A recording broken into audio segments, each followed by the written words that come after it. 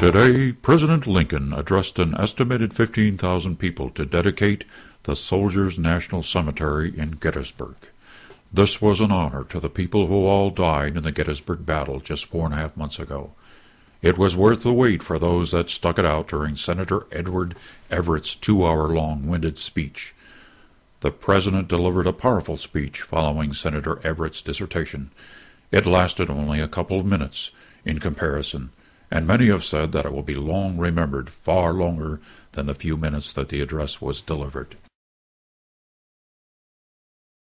77 years ago our fathers brought forth on this continent a new nation conceived in liberty and dedicated to the proposition that all men are created equal. Now we are engaged in a great civil war, testing whether that nation, or any nation so conceived and so dedicated, can long endure. We are met on a great battlefield of that war. We have come to dedicate a portion of that field as a final resting place for those who gave their lives that that nation might live. It is altogether fitting and proper that we should do this.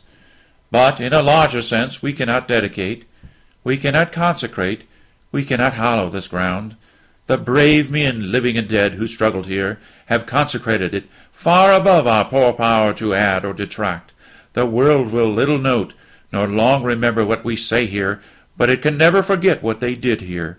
It is for us, the living, rather to be dedicated here to the unfinished work, which they who fought here have thus far so nobly advanced.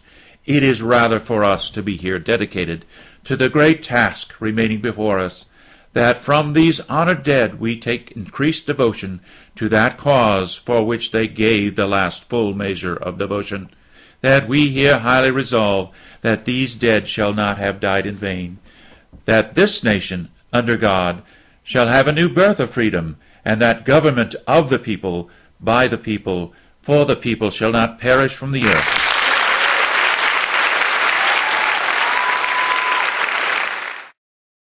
And that's the way it is. November 19th, 1863.